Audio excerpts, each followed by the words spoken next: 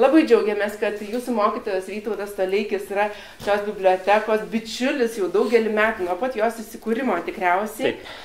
Ir darė visus jau dabar 3 išleistų savo knygų, parašytų ir išleistų knygų pristatymus. Taip, tikrai, tai buvo principo reikalas. Taip. Ir tikrai labai bičiuliuojamės ir labai džiaugiamės šitą draugystę, nes šita biblioteka ir yra toks draugystės vieta. Na ir taip pat svečias jūsų, mūsų, gerbiamas Tomas Venclova, taip pat šioje bibliotekoje tikrai nekartą lankėsi ir taip pat yra bičiulis šios bibliotekos. Tai labai smagu, kad tokiame draugiškoje šilto atmosferoje mes šį vakarą ir susitinkame. Tai dar kartą jūs čia noriu pasveikinti ir jau dabar perleisti žodį šio susitikimo iniciatoriui ir svečiui. Tai ačiū. Ačiū labai, kad priglaudėte mus čia, vaikščiotojus, ir aš Tomui nesakiau iki pat šios akimirkos, nesakiau, kad yra vienas nedidelis surprizas. Mes žinome, kad, ką jums sako pavardė Merkelis Račkauskas? Mano senelis. Va, o čia yra jums surprizas, ar yra mokinių iš Merkelio Račkausko gimnazijos iš Mažeikių atvykusių? Pakelkite rankas. Matot? Nemažai, taip. Štai surprizas jums. Taip. Mes vaikščiotojai buvom dviese delegacijai, nedidelė buvom atvykę čiulbėti apie vaikščiotojus, mano knygos pristatymas buvo Mažeikiuose ir mes susidraugavome. Kaip jūsų grupė vadinasi tiksliai? Humanitaro akademija. Gražus pavadinimas. Taip, tai va, bet jie yra pamišėliai tokie, visur blaškosi, keliauja, pamišėliai tai pačiai gerai žodžio prasme. Va, tai žodžiu, mes turime dabar tokį solidarumą, tokį su vaikščiotojais kartu, o čia Kristoforo gimnazijos chebrytė. Dabar duoną jie valgo, jūs irgi duonus gausite ramiai, viskas bus gerai. Jeigu leisite, aš dėl Merkelio Račkausko porą žodžių pridursiu. Taip. Matot, yra tokia... Ar vaikai girdisi jums visiems? Yra tokia valstybė Moldova. Ir šalia Moldovos sienos yra Ukrainos teritorija, dabar tenai karo stovis, bet tos vietos atrodo per daug nenukentėjusios. Ir yra toks miestelis Bolgradas. Bolgradas jis priklauso Ukrainai. Seniau priklausė Rumunijai. Jį taip jau Stalinas atplėčė tas žemės nuo Rumunijos, bet prieš Rumuniją priklausė Caro imperijai. Ir Merkelis Račkauskas tame Bolgrado mieste irgi mokytojavo. Dar prieš Lietuvos nepriklausomybę, prieš revoliuciją. Mokytojavo ir aš ten netaip seniai buvau. Jau senokai, gal prieš kokią 10 metų. Ir likusi ta gimnazija, didžiulė, Caro laikų, labai iškilmingai pastatyta, reikia pripažinti, likę koridoriai, likusios, reiškia, klasės, auditorijos, Herodoto biustas, kurį senelis mano tikriausiai rodė savo mokiniams. Ten apie jį, žinoma, niekas nieko neatsimena, bet aš jo atsiminimus nusiunčiau į tą mokyklą, jie ten turi tokį net mokyklos muziejėlį, taip kad yra Merkelio Račkausko mokykla ne tik Mažeikiuose, bet ir Bolgrado mieste. Bolgrado mieste gimė mano motina ir jos sesuo, dailininkė Marija Račkauskaitė. Na ir po to jinai, mano mama, augo Mažeikiuose, taip sakant, jie paskui persikėlė, kai Lietuva tapo nepriklausoma, jie išsikėlė iš Rusijos, išsikėlė faktiškai jau iš Rumunijos ir atsikėlė į besikuriančią Lietuvą. Senelis ten buvo Mažeikių gimnazijos vadovas, o vėliau dirbo Kauno universitete, o vėliau, kaip turbūt dauguma žino, Vilniaus universitete. Tai va tokie būna įdomus faktai, sakyčiau. Va, tai va toks surprizas, nežinau, kaip jūs, manau, kad mielas. Mielas, be abejo. Tai va, tai paskui mes padarysime fotosesiją, visi bendrai nusitiekšime ir po to dar merkelistai galės nusitiekšti atskirai. Tai bus toks labai momentas jaudinantis.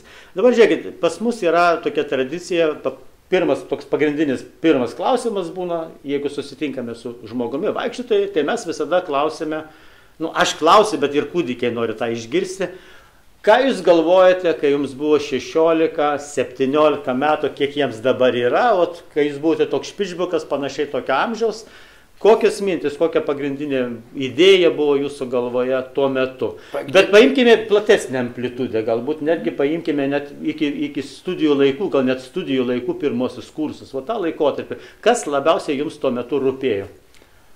Mato, čia galima atsakyti dvejopai. Galima atsakyti, kaip reikia su tam tikra doze veidmainystės ir galima atsakyti, kaip buvo iš tikrųjų. Iš tikrųjų. Iš tikrųjų, tai man kaip turbūt didžiai daugumai 16-mečių, 17-mečių, man rūpėjo mergaitės. Mergaitėms turbūt daugiau berniukai. Tai buvo. Žmonės bręsta, keičiasi. Man situacija, mano, buvo ypatinga, kadangi aš neturėjau seserų. Tai man visas tas moteriškas pasaulis buvo be galo paslaptingas. Klasėje išgirsdavau ir šio, ir to, ir faktiškai žinojau beveik viską. Ką reikia ir galbūt net ir ko nereikia žinoti. Nors, man rodos, reikia žinoti viską. Kuo daugiau žmogus žino, tuo geriau galų gale. Klasėje išgirsdavau. Bet man tai labai aiškiai skyrėsi į dvi plotmes. Tokia romantiška iš Viktoro Hugo, iš Dickenso, iš Šatlijos raganos, su tokiais nedrąsiais pirmaisiais pasibučiavimais, platoniškais, labai tokiais šventais įsimylėjimais ir į tą purvinąją plotmę, kuri irgi mane domino, kaip kiekviena, dar aš nebuvau tuomet jos pažinęs ir pažinau dar negreitai, tarp kitko po to, bet domino, reikia pasakyti, kad domino. Tai čia atsakymas būtų visiškai tiesus. Dabar, bet savo metu mano dukra Marytė, kuri gyvena Floridoje, Amerikoje, aš su ją kalbėjau, jie irgi buvo taip kokia gal 14-15 metų, jinai labai daug mane pradėjo klausinėti, tų būtent vyrų, moterų reikalų tema. Aš net ją sudraudžiau, sakau, Marytė, vis dėlto truputį pasigėdyk, niekas kitas tavęs nedomina. Jinai tai atsakė, ne. Mane dar labai domina politika. Čia aš prasijokiau, tikrai jinai domėjosi ir dabar nedomisi politika gyvendama Amerikoje. Ir aš irgi domėjausi politika. Irgi domėjausi, čia buvo mano antrasis, taip sakant, mano antroji interesų sfera. Kaip žinote, sovietinė mokykla turėjo savo specifiką. Taip sakant, buvo labai aiški linija, kurios reikėjo laikytis, negalima buvo nuo jos nukrypti, jeigu nenori susilaukti labai didelių nemalonumų. Ir niekas nuo jos nenukrypdavo. Tarp savęs pasikalbėdavo, bet atsargiai. Tais laikais, matau, tai buvo kokie 53-54 metai, dar Stalino pati mirtis ir jo pirmieji metai po mirties, aš buvau savo klasėje turbūt išimtis dėl savo socialinės kilmės, kadangi aš daugiau ar mažiau tikėjau, kad yra visokių nemalonių dalykų, kad žmonės įkalina, žmonės išveža, bet situacija yra sunki, pokario metai, pertvarkymai, socialiniai perversmai, laikinai tai neišvengiama, paskui tas bus atitaisyta. Liūdna, bet, taip sakant, kas yra, tas yra. Laikiausi tokios pozicijos. Bet šiaip principė tai yra, mano manymu, buvo teisinga kryptis, vedanti į žmonijos galutinę laimę ir tai krypčiai reikia, prie tos krypties reikia prisidėti. Ir mes turėsime prie jos prisidėti. Aš buvau visoje klasėje, nesakyčiau, kad vienintelis, bet vienas iš labai nedaugelio, kurie panašiai galvojo. Visi buvo įstoję į komjaunimą. Čia buvo beveik automatiška. Bet komjaunimas tai buvo tiesiog tokia grupė, kuri domėjosi daugeliu dalykų ir nieko ten labai baisaus ir labai, pavyzdžiui, mano vienas bičiulis įstojo ir jį toliau jo teta paklausė, tai ar liepia skųsti kitus. Nesako, neliepia. Ir tikrai tokių paliepimų tiesioginių nebuvo, arba jeigu jie buvo, taip jie buvo labai intimus, labai, taip sakant, atsargus, individualūs. Tai nebuvo jokių būdų viešai skatinama.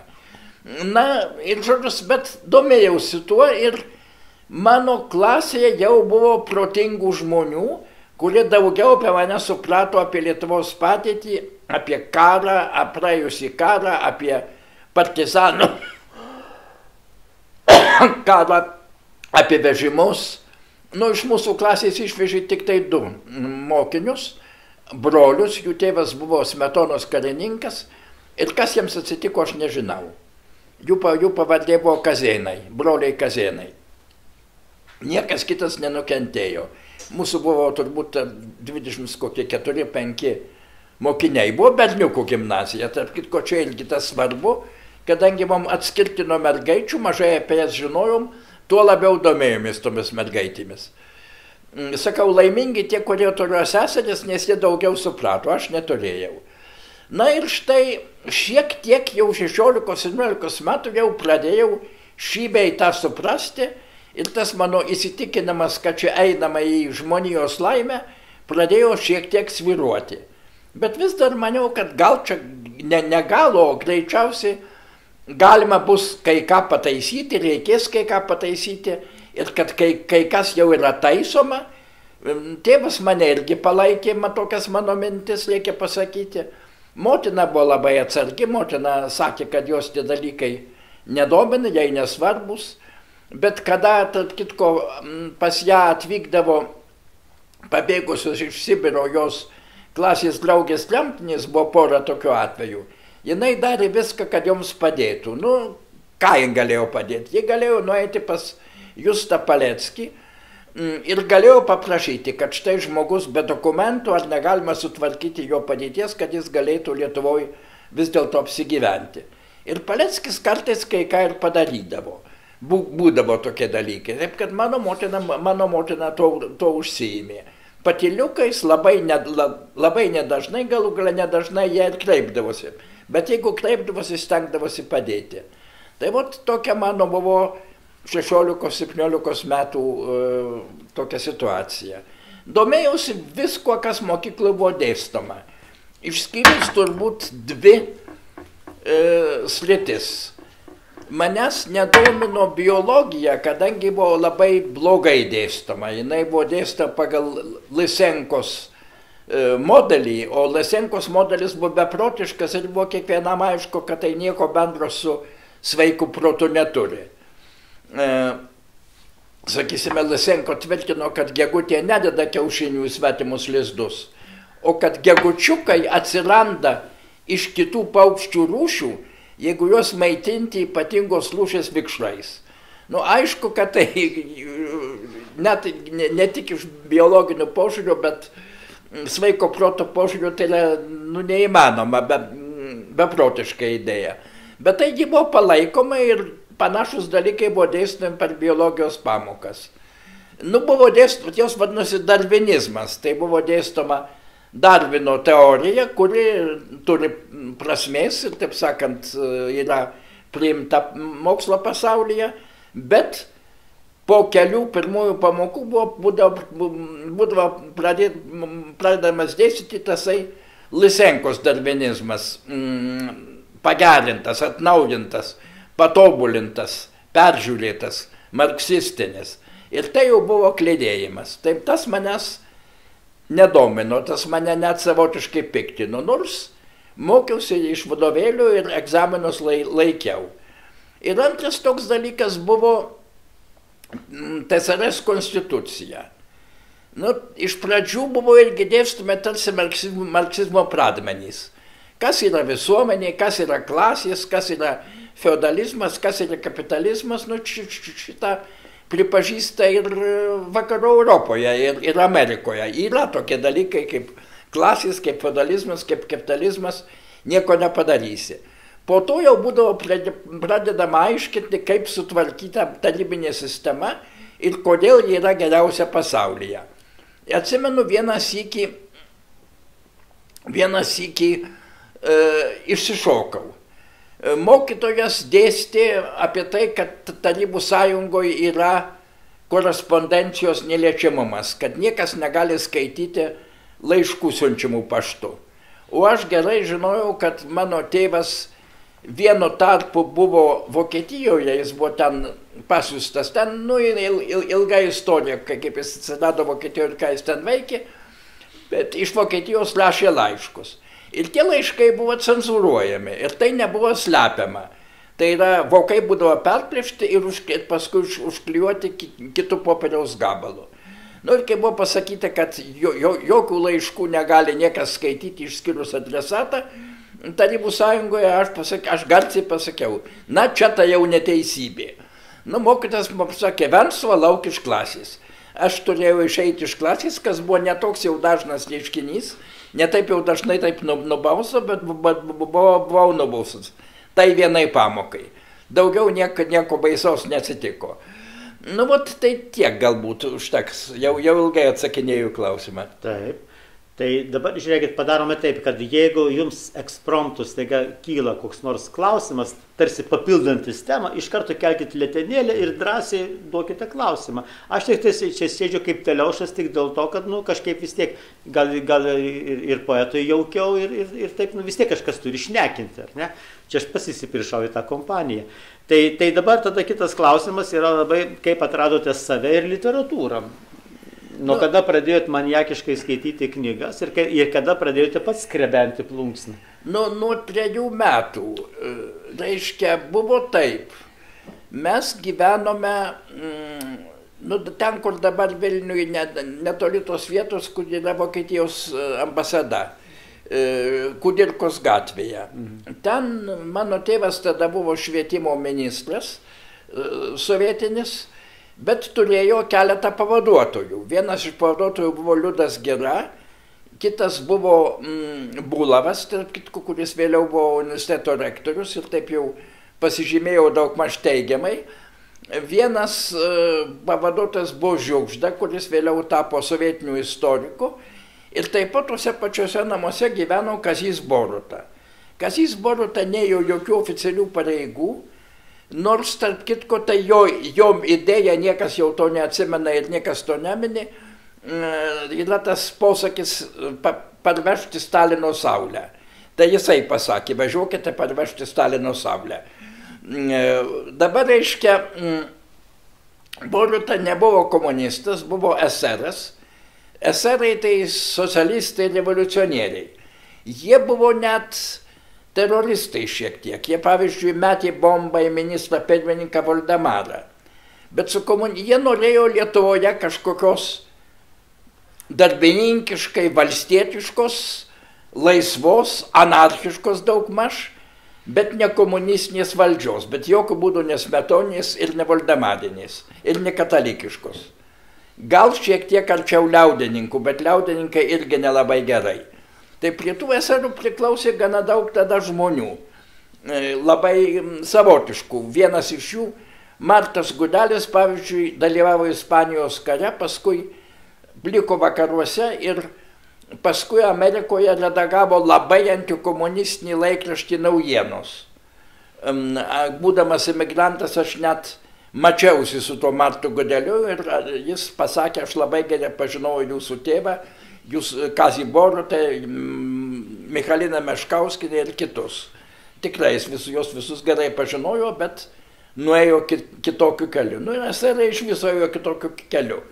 Su komunistais jie nesugyveno, nesutarė, komunistai juos paskui daugmaž išnaikino. Tai štai Kazys Boruta buvo vienas iš tų naikinamų eserų, pateko į kalėjimą. Tiesa, kalėjime buvo tik 3 metus ir tai net Lietuvos teritorijoje, Vilniuje. Kaip pats vėliau rašė savo autobiografijoje, dalyvavo Vilniaus atstatymų darbuose. Jis ten nešiojo ant neštuvų kažkokius plytgalius statybose. Tai buvo jo kaip kalinio darbas. Bet tai buvo vėliau. O 40 metais, kai man buvo 3 metai, Boruta turėjo dukrą. Jei neklystu, ir dabar dar ačiū Dievui yra gyva, Eglė Borutaitė. kuri buvo už mane vėlesnė, jie buvo kokie 8. Ir mes su ją bičiuliavomės. Jinai buvo vyresnė, tokia truputį, taip sakant, motiniškai truputį į mane žiūrėjo iš aukšto, bet mes buvom geri draugai. Viena iš nedaugelio mergaičių, su kuria man susikūrė kažkokie ryšiai. Nu, nieko ten tokio nebuvo, net jokio įsimylėjimo nebuvo iš mano pusės. Bet jinai man pasakė, o sako, noriu aš tave išmokysiu skaityti. Ji jau mokėjo. Ir pradėjo mokyti. Rodo raidę M ir rodo raidę A. M, A, M, A. Parašysiu greta. Kas parašyta? Aš sakau, mama. Gerai, sako. O dabar parašysim kitą žodį Amerika. Ir vėl rašo žodį mama. Aš sakau, tu mane apgaudinėjai. Čia žodis ne Amerika, bet mama. A, labai gerai. Jau atskiri, reiškia, ne tik raidas, bet ir žodžius. Ir tokiu metodu jin buvo, matyt, gabi pedagogė. Vėliau jos pavardė buvo Makariūnienė, ištekėjo už tokio fiziko Makariūno ir pati tapo fizikė.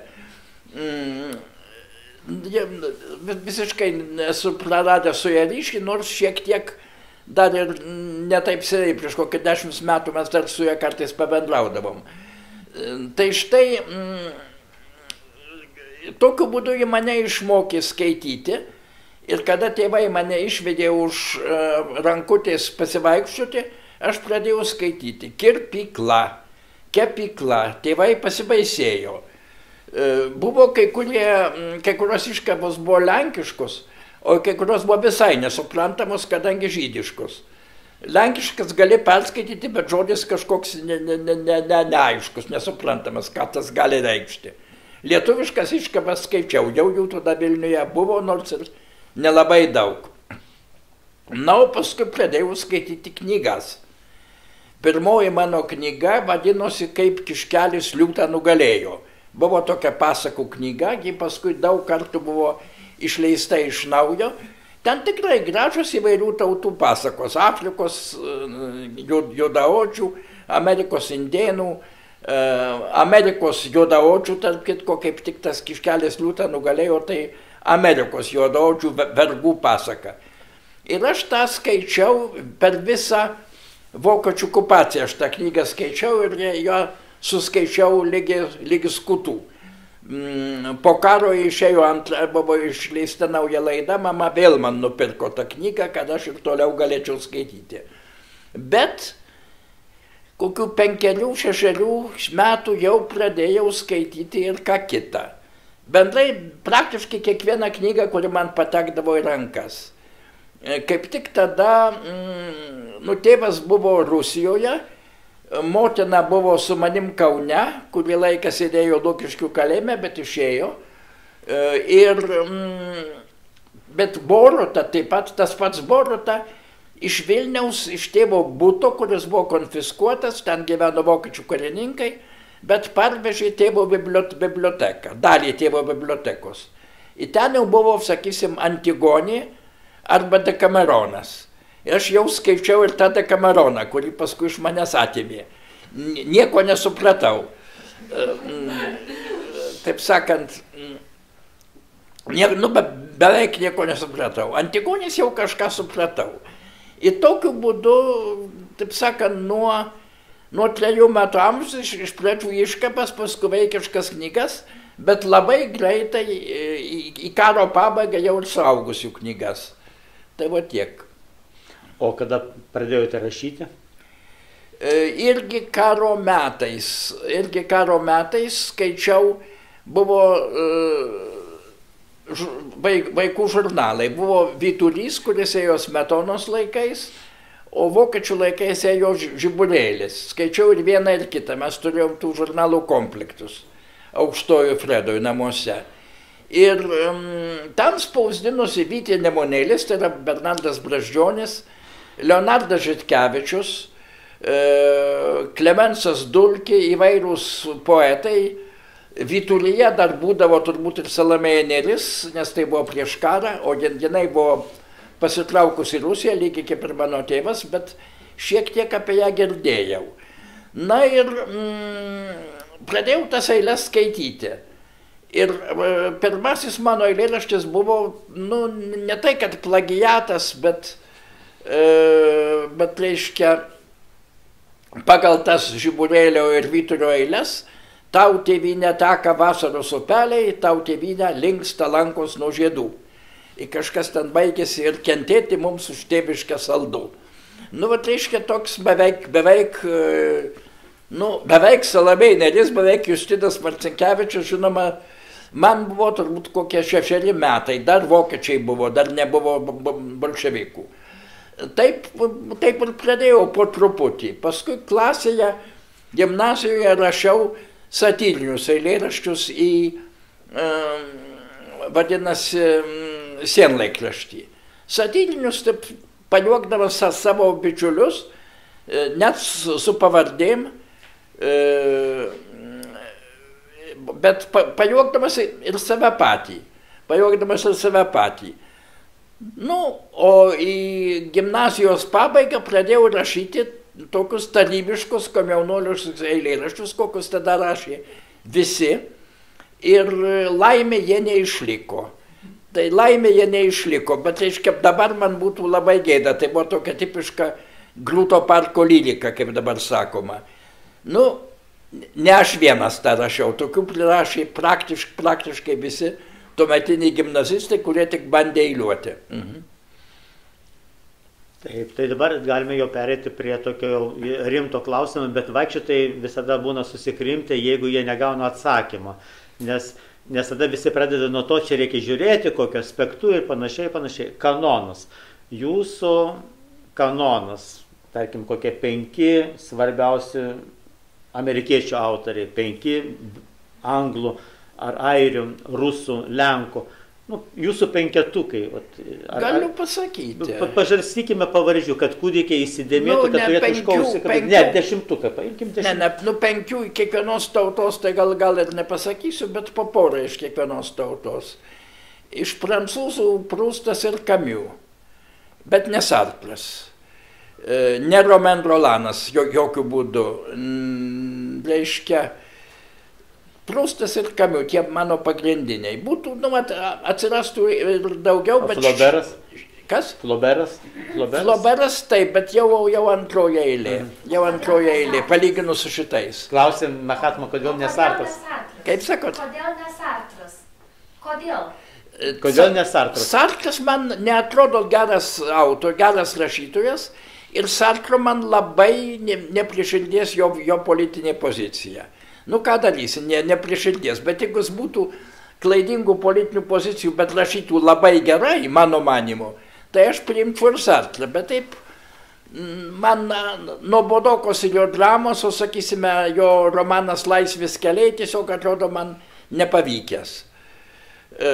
O dramos nuobodokos, o Camus fantastika, Camus, taip sakoma, tai kas man reikalinga. Atsimenu, gavau jo Marą, perskaityti, būdamas studentas, vertimą į lenkų kalbą. Aš lenkiškai jau tada laisvai skaičiau, prancūziškai dabar skaitau, bet prastai skaitau. Dabar irgi stengiuosi prancūzus daugiau skaityti išverstus į kokią nors prieinamesnę man kalbą. Tai skaičiau šitą Camus Marą, pradėjau per vieną naktį ir nepaprastai didelį man įspūdį padarė. Man iš karto pasidarė aišku, apie ką jis kalba, ir ką jis turi omenyje ir tiesiog ką daryti. Vat, buvo toks garsi Lenino knyga Ką daryti, taip pat ir Černyševskio, pagal kurią Leninas padarė savo pavadinimą. Tai štai man Camus Maras buvo toks atsakymas į klausimą, ką daryti. Dabar iš kitaip prancūzai. Iš amerikiečių Faulkneris, pats geriausias mano manimo, Hemingwayus mažiau, bet irgi, Scottas Fitzgeraldas, nu gal tų 3 užteks. Iš ankstesnių mėgstu Marką Tveną. O poetų? Amerikiečių Frostą, labiausiai Frostą. O Voltas Vitmanas čia ne jūsų? Ne, Voltas Vitmanas man niekada kažkaip nedarė didelio įspūdžio. Ir Alenas Ginsbergas taip pat irgi. Alenas Ginsbergas visai nedarė įspūdžio. Voltas Vitmanas, kaip čia pasakus, pavyzdžiui, Česlovui Milošui, jis ne tik darė didelį įspūdį, bet Milošas didelę dalim ir modeliuotas pagal Vitmeną. man kažkaip ne. O Frostas taip, Frostas labai. Odenas, Elijotas gal kiek mažiau. Kažkada labai jį garbinau, bet dėl to, kad kažkaip reikia garbinti, jis toks labiausiai niekinamas tarybų valdžios, Kafka ir Elijotas. Tai buvo tie patys baisiausi, patys juodžiausi, patys dekadentiškiausi, kaip tada sakydavo. Tai aišku, kad reikia skaityti Kafką ir Elijotą. Ir skaičiau. Patiko, aš net išverčiau, daug Elijoto išverčiau, net jau visą. Bevaisę žemę išverčiau. Bet ją išvertė taip pat ir Nyka Niliūnas. Aš nežiūrėjau Nykos Niliūno vertimą, tik tai pasižiūrėjau, kai jau mano darbas buvo baigtas. Radau vieną sutapusią eilutę, visos kitos nesutapo. Kieno vertimas geresnis, aš nesiimu spręsti, bet yra 2 lietuviški vertimai. Tai va, reiškia, iš poetų Frostas, Odenas, Dylanas Tomas galbūt, bet mažiau. O Frostą labai mėgstu. Toliau, reiškia, kas iš vokiečių. Iš vokiečių Tomas Manas vis dėlto. Jis toks iš tokių oficialesnių sovietmečių jis buvo leidžiamas ir plačiai skaitomas. Mano tėvas jį net pažinojo, bet nepaisai, ir jis buvo toks tarsi ir truputį prosovietinis, bet tik truputį. Bet nepaisant to, rašytojas labai geras, labai aukštos kokybės. Ir tas pats Kafka. Iš rusų turiu labai aiškių simpatijų poetų. Mandelštamą, Achmatovą, kiek mažiau, bet irgi labai Pasternaką. Dar kiek mažiau, bet irgi labai Cvetajevą. Iš senesniųjų poetų, ką tu bekalbėtumai apie Puškiną, jis buvo geras poetas, aukštos kokybės. Iš prancūzų poetų Baudelaires, turbūt geriausias. Ką dar iš vokiečių, sakysime, jūs gal ką man priminsite? Austrų Muzilis ar ten... Muzilis įdomus, bet jis skaityti labai sunku.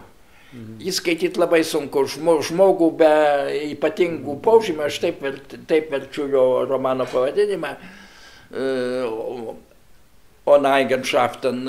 Aš perskaičiau, žinoma, nuo pradžios lygi galo, bet tokio malonumo, kaip Prustas man suteikė, aš negavau. O Henrikas Bölis? Geras rašytojas, bet vis dėlto jau čia tokia antroji eilė, toks daugiau populiarus rašytojas. Ko, taip sakant, nelabai vertinu, tai sakysime, Remarko. Jis popsinis šiek tiek. Kaip? Jis popsinis šiek tiek. Popsinis, taip, bet ir Belis truputį linksta į tą kryptimį. Remarko ne. Visa mano karta alpo dėl Remarko, aš nealpau. Visa mano karta alpo dėl Kerouako, aš nealpau. Man Kerouakas atrodo gana nuobodus ir tuščias. Klajoja, taip sakant, maištauja, ir kas toliau. Lygiai taip pat aš neįtin aukštai vertinau tos lietuvių, taip sakant, bitnikus tokius kaip Mačiūnas, kaip Mekas, neįtin aukštai. Su Meku buvau pažįstamas, mes net ir bičiuliavomės šiek tiek, bet neseniai parašiau apie jį tokį straipsniuką, kuris gal bus išspausdintas. Ten skeptiškas požiūris išreikštas į visą tą kryptį tų Niujorko lietuviškų postmodernistų. Ką dar, kas iš Lenkų? Iš Lenkų man savo metu labai patiko Galčinskis, patiko Tuvimas, patinka Milošas. Taip sakant, ne dėl to, kad Milošas yra Milošas, ne dėl to, kad Milošą pažinojau, ne dėl to, kad Milošas buvo mano toks tarsi ir globėjas ir mokytojas, bet man patinka tai, ką jis rašė. Daug kas patinka iš to, ką jis rašė. Šiandien gal paskaitysiu kai kuriuos vertimus iš Milošo. O Konvickis Tadeušas? Irgi mažiau. Neblogas rašytojas, neblogas. O Josifas Brodskis prie rusų grįžtant? Kas? Brodskis, nepaminėjot. Nu, Brodskio nepaminėjau, jis man, žinoma, palyginus su tais 4, Mandelštamas, Achmato, Pasternakas, Cvitaeva, jau yra truputį antroje eilė, jis pats taip save vertino. Bet žinoma, jau yra keliasdešimt labai gerų, labai aukštos kokybės eilėraščių, bent keliasdešimt. Bent keliasdešimt ir juos žinoti ir skaityti reikia. Taip pat ir labai gera, dažniausiai labai gera jo eseistika. O ispanai, Lotynų Amerika, koks Kortasaras ar Borgesas. Borgesas? Borgesas man artimesnis. Kortasaras mažiau, Garcia Marquesas dar mažiau. Aš irgi niekad negalėjau suprasti, kodėl visi mano amžininkai taip dievina Garcia Marquesą ir visą tą magišką realizmą. Man dažnai tas atrodydavo truputį pritempta už ausų. Vat Borgesas, kaip parašo, tai tikrai, taip sakant, pataiko į vadinasi 10. O šitie truputį praskysta mano manimu. Nu, gal aš klystu, nežinau. Gerai, bet gal jau užteks to. No, tai... Galima paklausti, kas yra geros kokybės literatūra jums? Mes sakot, gera literatūra. Vat kas tai yra? Pavyzdžiui, proza galbūt vieni dalykai, poezija, kiti dalykai, gal galėtumėte įvardyti? Nu, žinot, man gera kokybė tai yra štai kas. Aš tuos dalykus atskiriu intuityviai. Jeigu nugara nueina pagaugai, jeigu, kaip sakoma, toks drebulys staiga atsiranda, skaitant kokį puslapį arba kokį eilėraštį, tai yra geros kokybės ženklas. Kartais tie pagaugai nueina skaitant tai, ką esi pats parašęs, bet tai yra optinė apgaulė. Tas reiškia, nu galbūt tai truputį geriau negu kas kita, ką esi parašęs, bet irgi nebūtinai. Bet jeigu skaitant svetimą veikalą pereina tie pagaugai nugarą, tai mano manimu tai yra kokybės ženklas. Nu ir svarbu yra amato mokėjimas, svarbu yra stilistika, svarbu yra poetinė technika, man tie dalykai labai svarbus. O pavyzdžiui, rusų Nabokovas, jis toks stilistas? Nu, Nabokovas, aš žinot, ne taip seniai,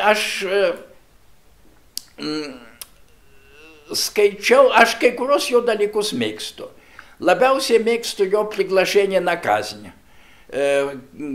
Kvietimas į šafotą, kaip čia reikėtų vadinti, nežinau, kaip lietuviškai vadinasi. Man, tai žinoma, primena tą patį Kafką, primena tą patį Kamiu, primena, bet gerai parašytas dalykas. Geras romanas yra Dar arba Dovana apie emigranto gyvenimą Berlyne. Lolitą aš perskaičiau angliškai ir įžiūrėjau joje kažkokias gelmes.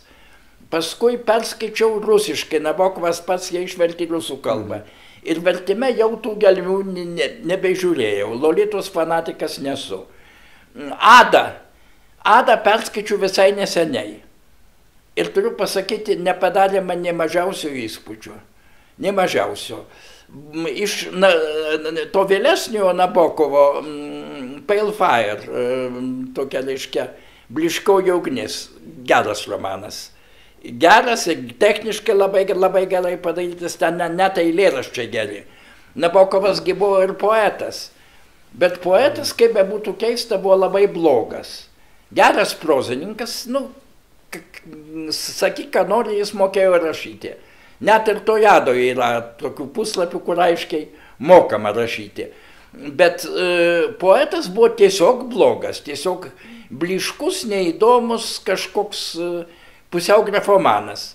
Per visą Nabokovo didžiulę rusiškos poezijos knygą jis pradėjo kaip poetas. Brodskis sakė, kad jam tas liko, kad jam liko polinkis rimuoti, kad prozoje būtinai jau kokios nors dvi situacijos susišaukia, rimuojasi. Tai čia, sako, iš poeto, taip sakant, patirties tas atėjo. Bet kaip poetas jis blogas, sakau, per visą didžiulį tomą gali atrasti maksimum 9 gerus eilėraščius, bet tarp kitko gerus. Man, pavyzdžiui, patinka eilėraštis gal ir dėl kažkokių asmeninių sumetimų, bet jis neblogai ir parašytas. Благодарю тебя, отчизна, за злую даль благодарю, тобою полн, тобой не признан, я сам с собою говорю. Nu ir daugiau, yra geras eilėraštis apie Jėzų Kristų, apie Golgotą, apie tai, kaip, reiškia, mokiniai už rankų veda nuo Golgotos pražilusią ir baisią Mariją, sėdųjų strašnų Marijų. Va taip niekas apie Mariją niekad nepasakė, ir tai yra gerai pasakyta. Nu ir vadinasi, sakau, 9 gali atrasti gerus, bet tik tai 9, o poetui to neužtenka. Vytautai, jeigu nenukirsit, o iš lietuvių, ką nors pasakytumėt? Iš lietuvių poetų? Poetų ar prozininkų? Prozininkų nežinau, poetų Radauskas. Poetų Radauskas, jis labai rusiškas, jis labai primena tą patį Mandelštamo, dar labiau turbūt Georgijų Ivanovą, jis aiškiai iš jų mokėsi, bet rašo jis taip, kad duok Dieve kiekvienam. Duok Dieve kiekvienam. Nyka Niliūnas kartais rašo neblogai, bet dažnai nuobodžiai. Iš Lietuvoje rašusių man beveik niekas neartimas. Savo laiku man patiko ir net ir dabar kartais patinka Vladas Šimkus. Vat, tikėkit, netikėję patinka. Man reiškia, kas dar iš prozininkų. Katiliškis? Ne, nelabai.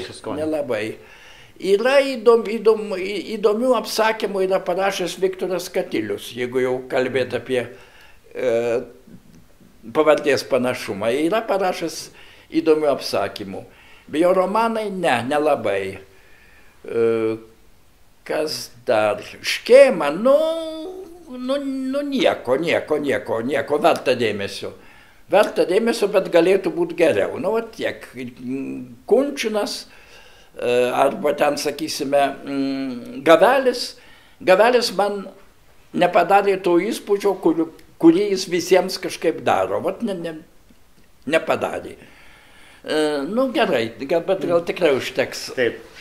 Tai paskutinis klausimas buvo, bet galima jį nesakyti. Reiškia, jūsų bičiuliai, draugai, kurie darė jums įtaką. Nebūtinai ir kaip poetų, ir kaip vertybiškai, tai turime galvoje jūsų aplinkai ir Amerikoje, ir Lietuvoje. Kas jūs ugdė, kokie žmonės jūs ugdė? Čia aš bandau atsakyti savo klausimą, kas mane ugdė. Artimiausias žmogus man buvo Ramūnas Katilius. Mes su juo mokėmės vienoj klasiai. Prasidėjo nuo to, kad aš jį pargriuvau ant grindų, nes aš nežinojau, kad jis pergyvenęs poliomielitą ir nelabai pastovi ant kojų. Aš jį pargriuvau, jis užsigavo galvą ir apsirgo. Ir aš ėjau jo lankyti ir atsiprašyti. Mums buvo kokia dar tada po 12 gal metų, gal 13. Ir iš karto susidraugavom. Mes domėjomės viskuo. Ir fizika, ir literatūra, ir politika, ir istorija be abejo. Ir vienas kitą auklėjom. Jis buvo už mane protingesnis, jis geriau nusimanė apie tarybų valdžią. Nors irgi turėjo tokių, pačioj pradžioj turėjo tokių komjaunuoliškų motyvų. Buvo jų, taip sakant, būtų labai negražu neigti, kad kai kurie iš mūsų jų turėjo, bet labai greit jis iš to išaugo. Ir mane išaugino, mane pakeitė. Antras toks žmogus, kuris man padarė didelį poveikį, buvo Pranas Morkus. Nu, jis daugiausiai per pažintis, kadangi jis buvo nuvažiavęs į Maskvą, ten studijavo, ten iš jį išprašė, kadangi jis užmesgė netinkamas pažintis. Tarp kitko su Pasternako ir Pasternako šeima. Ir buvo išprašytas, grįžo į Vilnių ir parvežė daugybę rusiškų draudžiamų ar pusiau draudžiamų knygų, kurias aš dusdamas, taip sakant, iš nekantravimo tada skaičiau. Na ir mes su juo bičiuliavomės, jis turėjo puikų humoro jausmą. Tai buvo man tikrai artimas žmogus. Jeigu dabar ko nors pasigendu iš savo senųjų draugų, tai Prano pasigendu paties pirmojo. Vat kaip gaila, kad negali pasikalbėti su Pranu. Toliau buvo Juozas Tumelis. Juozas Tumelis rengė tokį studentų almanachą, kūrybą, už kurį paskui smarkiai nukentėjo. Bet buvo rengiamas almanachas, buvo oficialiai turėjo būti spausdinamas spaustuvėje. Jis kreipėsi į mane, kad aš truputį jau rašinėjau ir tie mano eilėraščiai sklido tarp draugų studentų. Jis pasakė, man tavo eilėraščiai, jūsų eilėraščiai įdomus. Prašom sudalyvauti mano almanache, jeigu norite. Aš sakau, gerai, tik aš pasirašysiu slapyvardžiu. Mano pavardė per daug gerai žinoma, aš paimsiu motinos pavardę. Račkauskas ir savo antrąjį vardą Andrius. Andrius Račkauskas. Nu, sako, čia tai nieko baisaus. O tai, sako, pas mane užeina mergelės, viena nori pasirašinėti Marių Rasa, kita nori pasirašinėti, tenai, nežinau, Dūštanti Vilnis, tai čia jau blogiau. O Andrius Račkauskas normalus dalykas.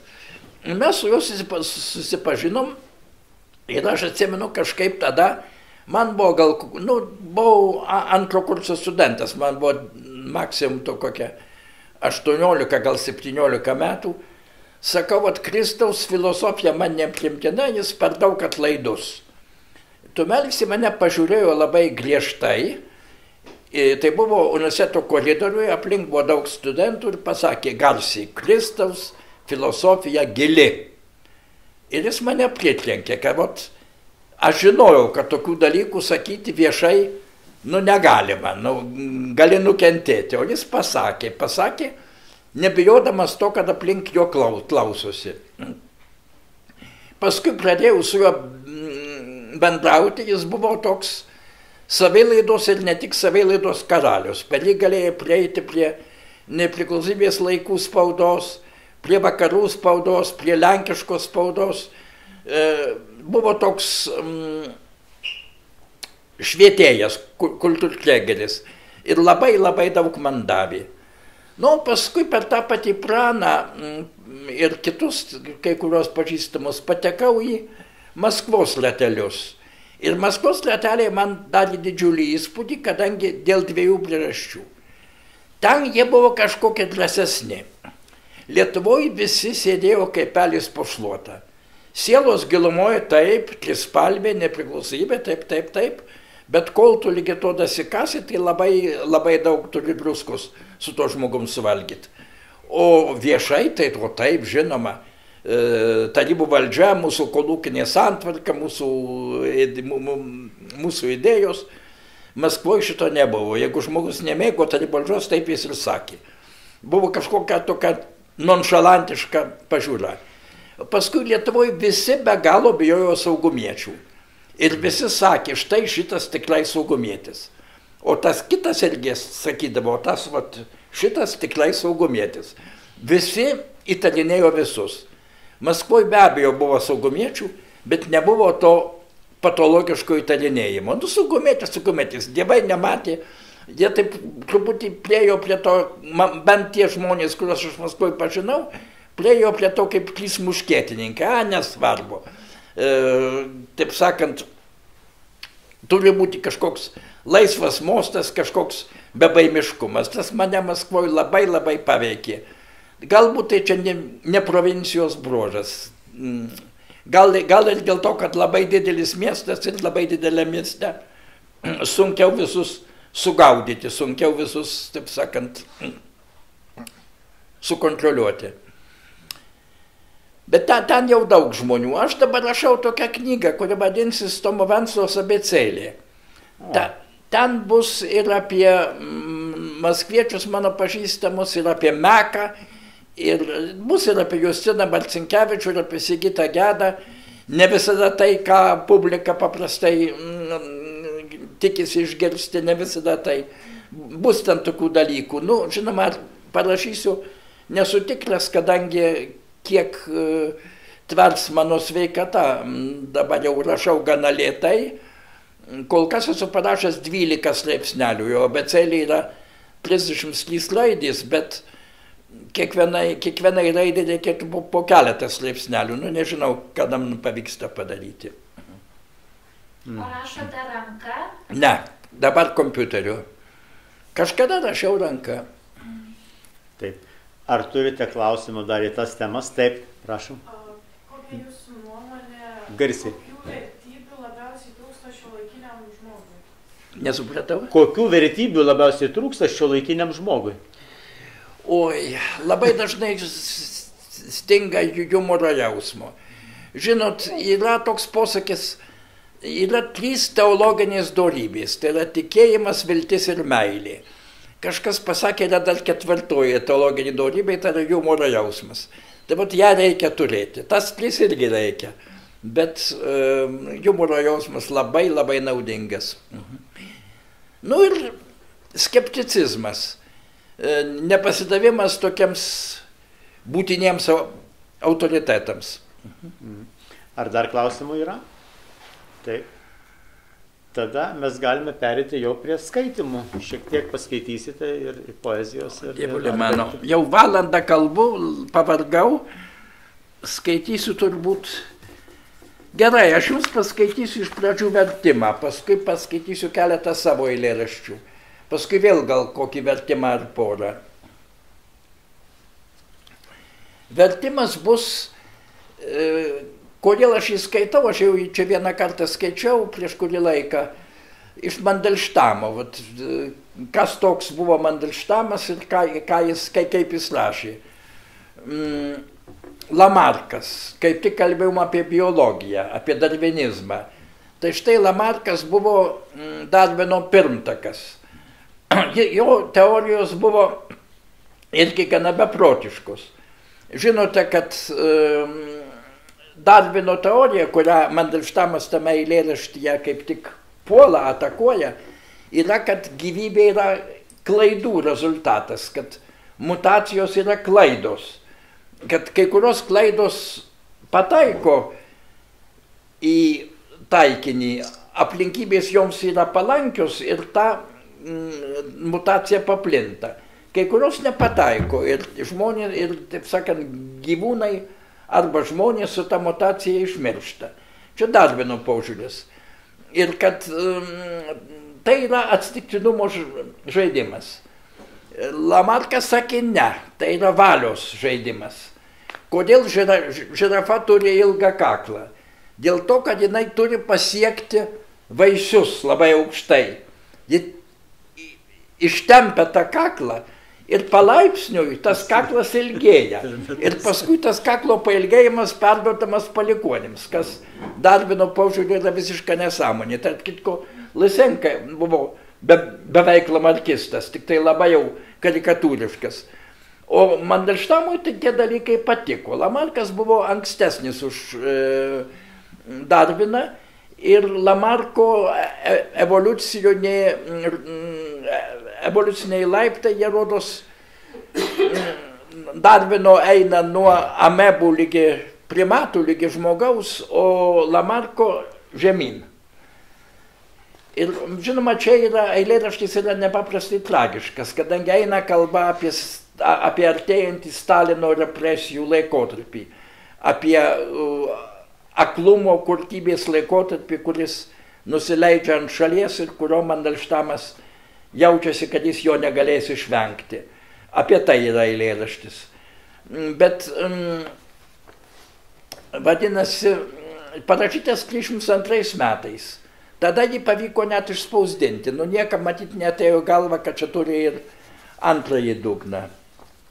O lietuviškai skamba šitaip. Nerangus baikštokas patriarchas, siela lyg berniuko atvira, kas, jei neliepsningasis Lamarcas, gina gamtą savo rapyra, jei gyvybė tik betikslis klaidos, trumpą dieną gimusios tuščiom, privalau judriais Lamarko laiptais nusileist giliausion apačion, ten, kur ūsakojai analydės, slysdamas tarp gluodenų driežų, stangriuose tilteliuose paklydęs, lyg protėjas nyksiu pamažu, užsvilgsiu mantiją raginę, kraujas tvinkčius, lyg vilnis šalta, virsiu garbaną ir vandeninę, amžinai įsiurbs mane puta. Štai vabzdžiai, jų akys tarsi taurės pilnos vyno, žybtelis staiga. Tarė jis, gamtos taisyklės žiaurios, dar matai, bet toj pradings rega. Tarė jis, ne tau aidų beribė, veltui mėgai Mocarto garsus, atslenka voragyvių kurtybė, šis spraga stipresnė už visus. Ir gamta nuo mūsų atsitvėrė, nebūties užuolaida tamsia, ir pailgas smegenis užvėrė, lyg plėninę špagą makštyse. Ir daugiau nebus nuleistas tiltas mūsų broliams, tiems, kurie toli, tiems, kurių alsavimas dar šiltas, šypsena lanksti, kapai žali. O toks, sakau, dėl to skaitau, kad išverčiau prieš porą savaičių. Žodžiu sakant, dar kol kas galiu, kaip sakoma, kas mane džiugina. O dabar paskaitysiu keletą savų.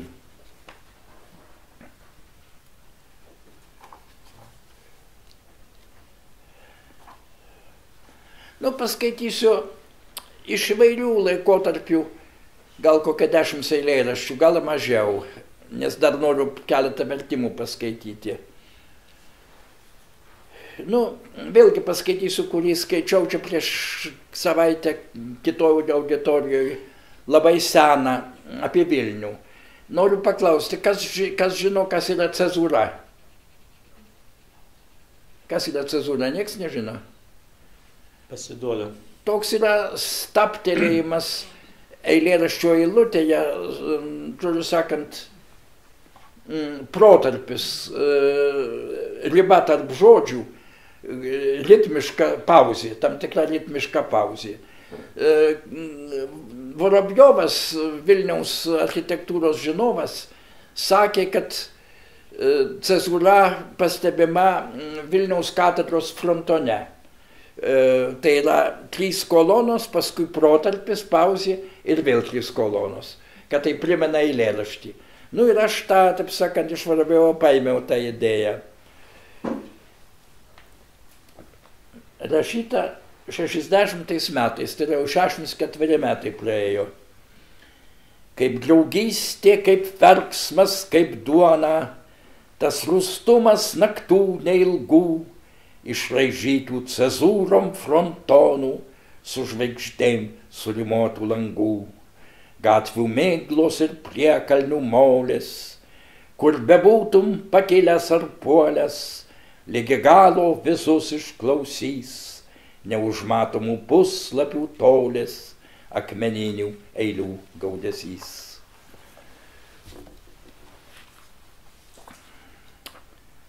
Dabar mes neplojame taupydami laiką, tiesa? Kaip sakot? Nesakau, mes neplojame taupydami laiką. Ne, plot nereikia. Aš nelabai mėgstu, kada plojama yra. Dabar... Simfonija. Negalima kalbėti. Tuoj Taip. Paskaitysiu kitą. Irgi iš senų. Čia yra vilanelis. Kas yra vilanelis, taip pat turbūt ne kiekvienas žino. Vilanelis yra poetinė forma, kurios Lietuvoje niekas išskyrus mane turbūt ir nevartojo. Kokią tai formą matysite iš paties eilėraščio. Čia rašyta dar prieš emigraciją, kada aš skaičiausi ir su kalėjimo perspektyva. Ką gali žinoti, galbūt tas viskas labai blogai baigsis. Bet man atrodė, kad reikia kažką apie tai parašyti, kad rašo apie Lietuva, ten, bet sakysime, kad yra kalinių, kad daugybė žmonių kamuojasi kalėjimas, apie tai neparašo niekas. Aš imsiu ir parašysiu. Nespausdinsiu, kitas klausimas, vėliau ir spausdinau. Sustok, sustok, suyra sakinys, stogų riba sutampa su aušra, byloja sniegas, pritaria ugnis, kas kart lėčiau švytuoja sklidinys ir aslą braukia švino atsvara, sustok, sustok, suyra sakinys. Pasaulio vietoj žėri brėžinys, kurį atspindi veidrodžio dykra, byloja sniegas, pritaria ugnis, į kamerą sugrįžta kalinys, į dangų branda zonos aptvara, sustok, sustok, suyra sakinys. Erdvės skeveldra laiko trupinys, apgaubia mūsų kūnus nei sfera, byloja sniegas, pritaria ugnis. Prie veido glaudžias visa, kas išnyks, ir angelo galvūgaliai nėra. Sustok, sustok, suyra sakinys, byloja sniegas, pritaria ugnis. Tokia anų laikų nuotaika. Čia kitas irgi prieš pat emigraciją.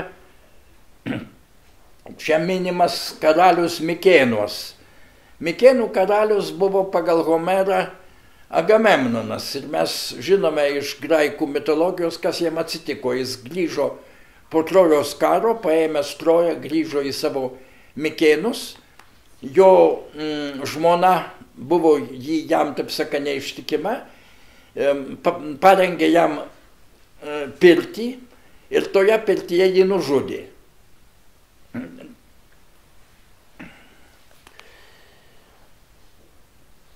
Nuo rugsėjo pradžios mus pagauna visatos trauka, užsimerk ir patirsi, kaip lapas, pralėkęs pro veidą, pabružuoja langinę ir debesį kliudo per klaidą ir įstringa tarp čerpių, kad jo nepasiektų ranka. Medis išsemia dieną, padangė balta ir akla, atsitorina balsas į miglą, įsisupa slėnis, viskas renkas mane, kad suprasčiau, kaip rūmų tyla ir garuojančiu vandeniu džiaugės karalius Mikėnas. Ar įveiksiu šį slenkstį, likimas, pilaitė, skalda, titnaginės vargingos bažnyčios, trikampiai purvynai, į puvimą ir priesmėlį plūsta plati valanda, skrieja miestas ir 12 vėjų pakyla pavymui. Ar išloši mane, ar praloši, kol kas nežinia, šitos dirvos nuseko, žvaigždynų tankmė išgenėta. Aš pritraukiu nelaimę, nelyginant šiaurė magnetą, lyg magnetas magnetą, nelaimė pritraukia mane. O po to emigravau, ilga ir sudėtinga istorija. Dabar paskaitysiu emigracijos eilėraštį, kuris vadinasi Ruduo Kopenhagoje. Kas yra buvęs Kopenhagoje? Yra keletas.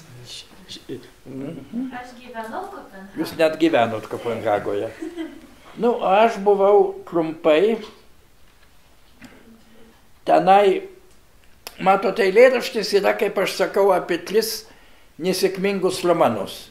Pirmiausia, romanas su moteriam, kuri atvyksta į Kopenhagą iš Stokholmo traukiniu ir įvyksta meilės susitikimas, meilės naktis. Aš labai didžiavausi, kad pirmasis lietuvių poezijoje tą meilės naktį aprašiau drastiškai, tiesiogiai, taip kaip iš tikrųjų būna. Dabar jau daug kas taip rašo, bet tai buvo turbūt tik tai pirmas kartas. Tai vienas romanas. Antras romanas su Tėviške. Tėviškė anapus Baltijos jūros. Klaipėda ne taip toli nuo Kopenhagos, bet patekti ten negalima. Ta Baltijos riba man tada atrodė kaip Stiksas, kaip graikų požemio pasaulio upė, mirusių pasaulio upė, kurios, jeigu jau perplaukė, tai tas, taip sakant, nebelieka. Ir tėvynę atstovavo tik tai vienintelis dalykas – sovietų povandeninis laivas, kuris tada įstrigo ant Stokholmo uolų ir visą laikraščiai apie tai rašė. Na ir trečias romanas su gimtaja kalba. Apie tai irgi yra šnekama, kad gimtoji kalba, aš tada to labai bijojau, kaip kiekvienas emigrantas poetas bijo, kad kalba pradeda išsprūsti, kad pradedi ją prarasti. Iš tikrųjų aš jos nepraradau, bet man taip atrodė.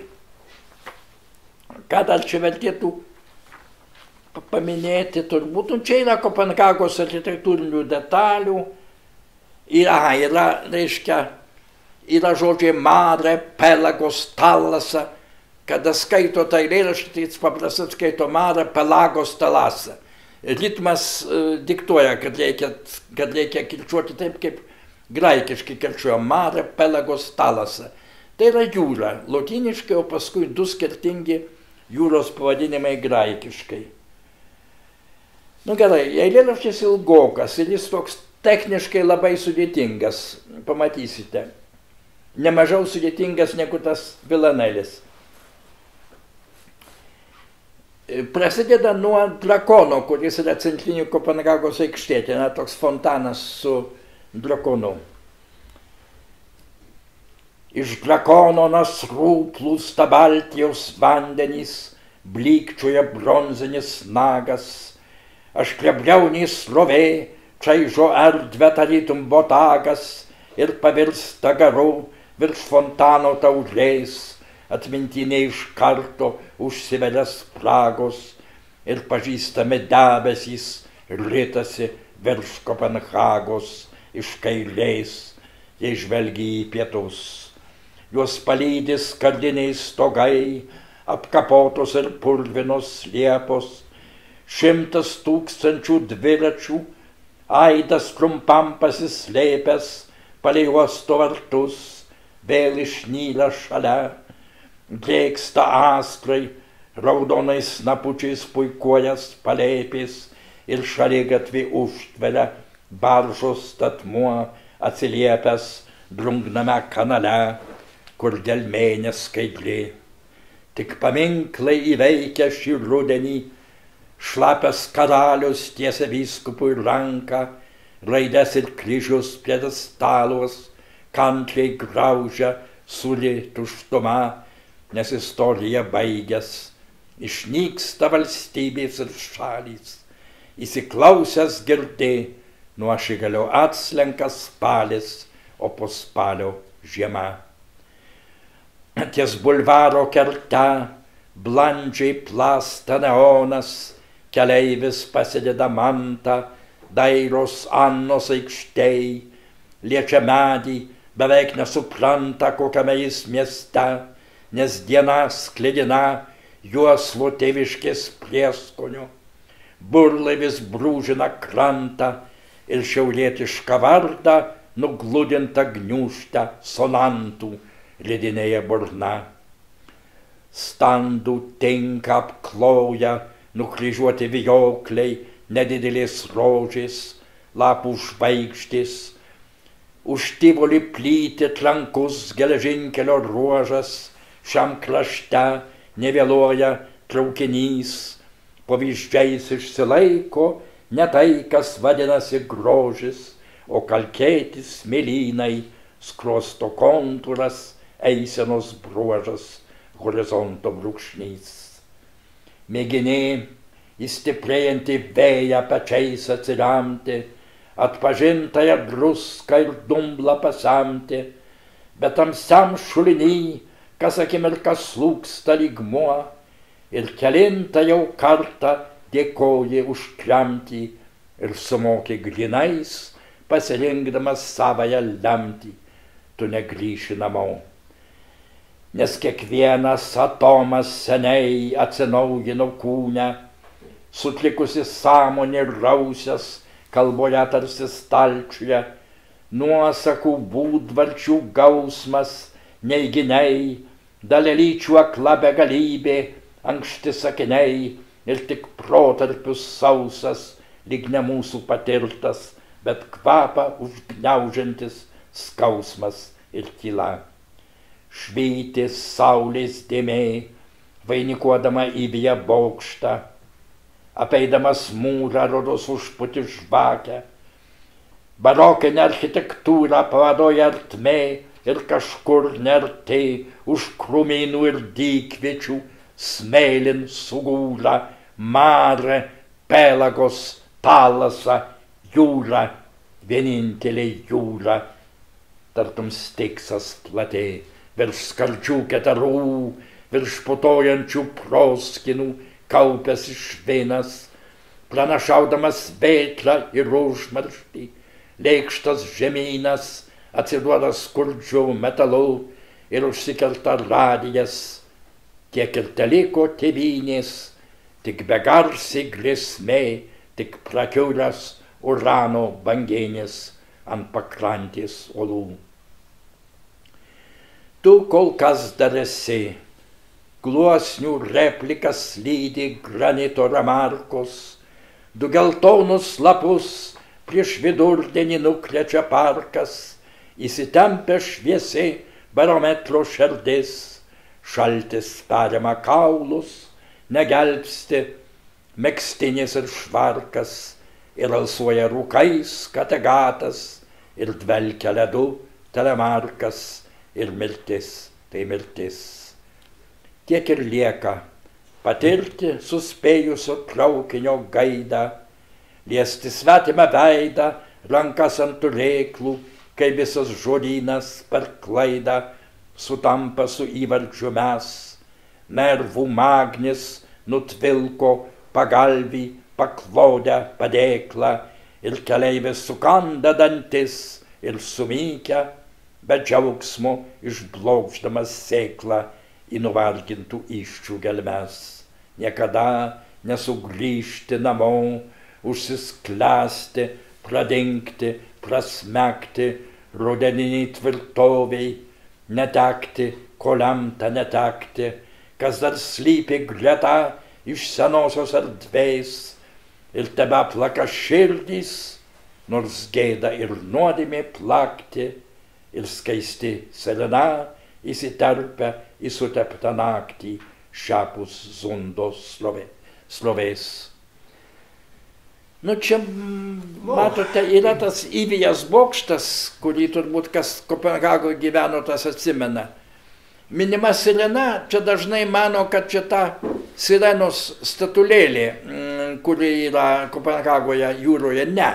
Sirena turimas galvoje laivo signalas. Todėl aš paskui ten pakeičiau ir sirenos aidai įsiterpia į suteptą naktį šiapus Zundos slovės. Na ir dar paskaitysiu vieną iš senųjų eilėraščių. Vadinasi, desantininkas, taip į partizanų karą Lietuvoje, bet apie labai specifišką jo puslapį. Apie tai, kaip kai kurie partizanai buvo išsodinami netoli Palangos, netoli Liepojos į pakrantę, bandydavo susirišti su Lietuvoje veikiančiais, bet čekistai atspėjo tą žaidimą ir tuos desantininkus pasitikdavo persirengę partizanais čekistai. Juos areštuodavo arba nužudydavo, areštuotus labai dažnai perverbodavo, tai buvo perverbotas garsus emigracijos veikėjas Jonas Deksnys ir kai kurie kiti. Ir vienas desantininkas žuvo, Justinas Dokškus. Apie jį yra irgi parašyta nemažai ir čia yra dėstoma jo biografija. Ir, žodžiu sakant, toks mažai kam žinomas partizanų karo puslapis, kad ir vakarai šiek tiek dalyvavo, vakarai suteikdavo logistiką, suteikdavo valtį, suteikdavo apginklavimą, šį bei tą, radio aparatus, bet nedaugiau. Ir apie tuos perverbotus. Kai kurie, vienas, sakysime, rašant šitą eilėraštį, vienas kaip tik kovojo už tai grįžęs iš Sibiro, kad jam gražintų pinigus, algą už prarastą laiką. Kad jam žadėjo, kad už kovą bus atsilyginta, niekas nesilygino, jis pateko į Sibirą ir kreipėsi į vakarų vyriausybės, kad jam gražintų. Niekas jam nieko negražino. Kitas vėlgi, tas pats Jonas Deksnys, lankė Neringos kavinę. Ir ten bandė aiškinti, kad jis buvo teisus, kad išdavė partizanus, kad buvo pervarbotas. Sunkiausia buvo paslėpti ištrauktas ant smėlio valtis, supjaustyti standžią gumą, sugrūsti skutus pakrūmin, nekreipti domės, įmerkianti nugarą dygų prieš aušrio lietų. Už kopų tylėjo neaukštos pušys. Kada vora pajudėjo, jis atsiduso, stemplės slėgė vakarykštis jūrligės prisiminimas, o petį kuprinės diržas. Penicilinas, binoklis, užpernai nurašyti iš armijos sandėlio šaudmens seno ministro laiškas su žodžiais vienybė težydė, radijas. Niekad nebuvęs šiam pamary, jis klimpo smėlin, traiškė spyglius, lygiavos į draugos striukę, atpažinęs tėvynę iš kūginio debesio formos. Kompaso adata šoko įprasta klumpakojį, už 8 kilometrų aplenkus tuščią sodybą, reikėjo sutikti lokį, paparčio žiedą ir ožką, pravardės iš pasakeičios. Praugumui stoviniavo nepažįstama grupė. Vadas kažkur matytas per nebaigtą karą pasakė slaptažodį. Pralinksmėję bičiuliai dingo žeminiai, o jis atsiliko. Batas prie patų paukšnio paslydo ant samanų kuokšto ir smūgis nepataikęs pakaušin kliudė alkūnę. Staigiai siekdamas dėklo, jis spėjo pajusti, kaip įsitempę priklupusios kojos raumens, pamatė juosvą kiaurymę prieš pat akis. Ir suprato, kągi, anas greitesnis. Jos smegens aplipę Lendrūno stiebą seniai išdžiūvo, likutį sugėlė smėlis. Bent tiek naudos, kad slaptoji tarnyba neišgavo jose įrašytų šifrų, nes jeigu nedrėgnas kuokštas, turbūt su abiem bičiuliais, kuriems, kad ir ką sakysi, mažiau pavyko tą rytą, jis būtų klaidinęs savosius tamsiuos didžiųjų valstybių žaidimus ir stūmęs senatvę sprangiam cigarečių dūme provincijos kavenaitei prie 100 gramų konjako, mėgindamas įkalbėti visiems ir sau, kad apgynė jaunimą nuo kulkų ir kilpos, o gal pabuvęs anapus Peigiračio ir sugrįžęs bejėgiškai reikalautų iš nieko nežinančių biurų algos už prarastą laiką. Geriau, kaip yra ir buvo, nei kryžiaus, nei atminimo. Sunkvežimiai svyruoja duobėtame žvyrkelio ruože per porą žingsnių nuo vietos, kame tai atsitiko. Sukaitę vairuotojai groja stabdžiais, tarytum klavišais. Pušyne girdėti kirvis, baltuoja sodybų sienos, gegutė tolymiai žada, kad mes dar ilgai gyvensim, 3 ar 4 kart ilgiau, negu jis gyveno. Kas žuvo, niekad negrįžta, kas prarasta, tas pradingo. Nebent guminės valties skiautelė po pamario karklais dar laukia viešpaties teismo ir debesio siluetas, lygiai toks pat kaip anuomet, slenka virš Praugumos giriui ir dumbliai supa su paukšnį, kurio jis tada nepriėjo. Nu, dar gal porą jums leidus. Ir tada padarysim fotosesiją dar? Kaip sako? Nusifotografuosim visi paskui. Gerai, bet dar porą eilėraščių jums leidus. Ir po to į Mažąjį teatrą dar turim užbėgti. Gerai, tai yra eilėraštis apie namelį Palangoj, kur aš praleidau kelias vasaras, su labai artima drauge, kurios dabar nebėra gyvos, taip pat Maskvietė. Kai rašiau eilėraštį, ji dar buvo gyva. Keli kiti jau nebebuvo. Keli kiti draugai, kurie tada irgi ten tame namelėje gyveno, leido laiką. Gerai leidome laiką tada, verta tą prisiminti. Namelis Palangoj tebestovi, jis įrašytas į kultūros vertybių sąrašą, tai taigi matyt stovės ir toliau. Nors jo likimas labai painus.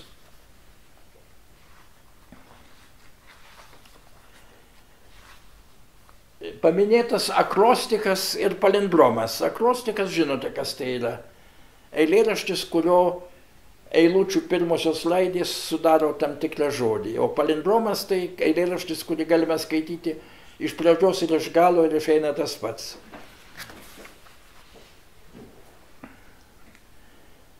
Pagaliau ta kryžkelė kelios minutės nuo centro, pro mašinos langą atspėji apkaltą geltonom lentom, stačiakampį, stogo trapecijas, sodo kvadratą.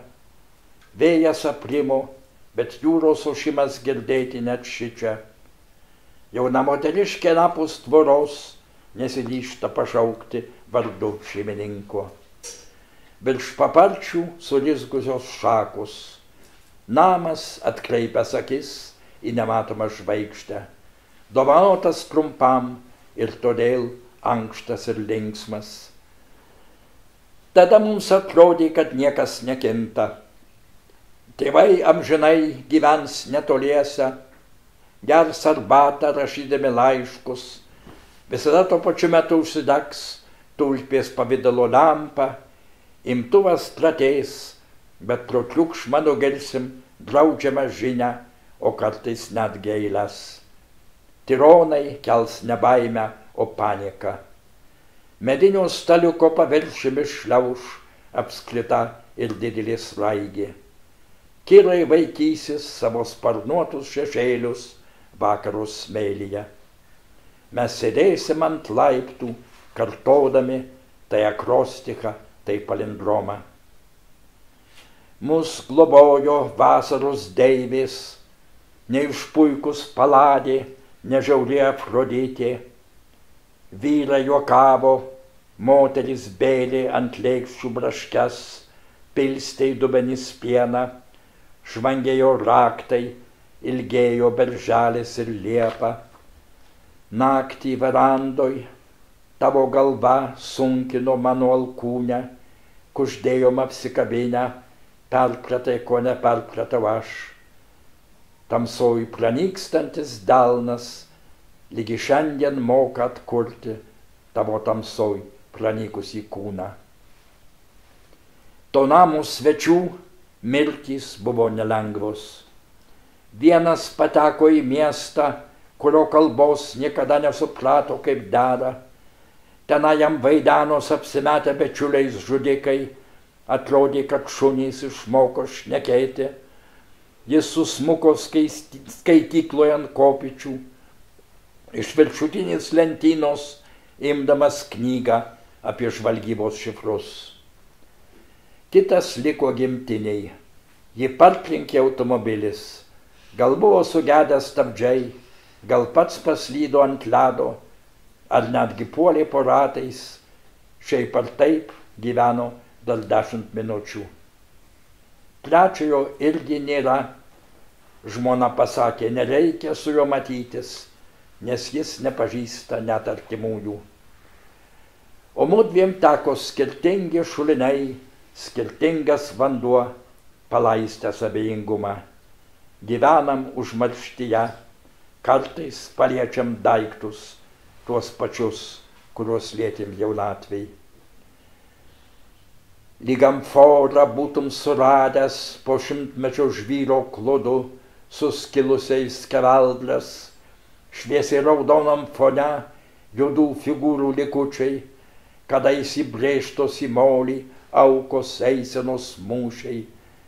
Bet jau neatskirsi herodiaus, tai Hektoras ar Polineikas, kas jo ateis apraudoti, Priamas ar Antigonė. betikslė ištikimybė, pabirę moliniai žodžiai, seniai nutilusios jūros, ošimas, dar siekiantis klausą, langai į nematomą žvaigždę. Nu ir paskutinį eilėraštį paskaitysiu. Kavinė prie Vltavos, apie Prahą. Nu, Prahoje gyveno vienu metu du labai žymus rašytojai – Cvetajeva ir Kafka. 23 metų pirmojoje pusėje, kada vyko Hitlerio pučas Miunchene ir kada Gorkose prie Maskvos merdėjo Leninas. Tai tie dalykai eilėraštyje minimi. Cvetajeva buvo migrantė, Kafka apie nieko nežinojo, jinai apie Kafką sužinojo, bet vėliau, kada jis jau buvo miręs.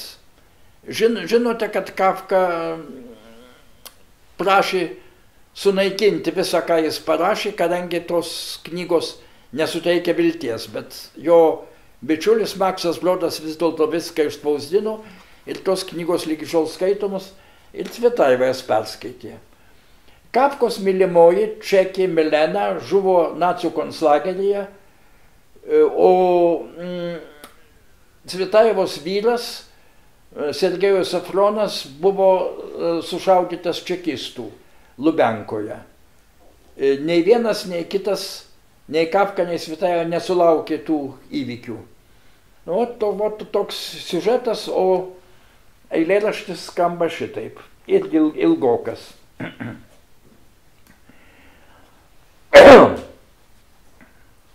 Atsigersiu.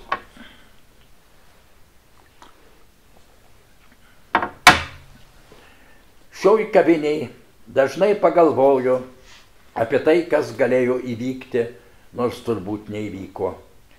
Čia, kur kaštonų ir liepų nepalėtė ką tik baigęsis karas ir kol kas dar nesikė žinios apie lapkričio nerumomus prie Hofgarteno, diktatoriaus mirtiną ligą dvarelį už sostinės.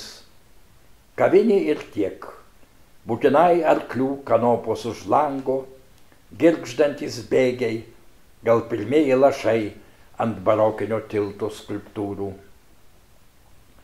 Moteris sėdi kertei prie marmurinio staliuko, atmetus didelę galvą pakirptais plaukais ant kaktos, truputį jau sidabruojančiais, sugniaužus rūtiklį tarp vyriškų pirštų. Drobės stogelis pridengia stiklą, pro gavas mirguliuoja baidarės, taikingas žaliuojantis šlaitas, kuris dar nevirto jos kalno. Iš esmės tai svetimas miestas, kad ir koks jis būtų gražus.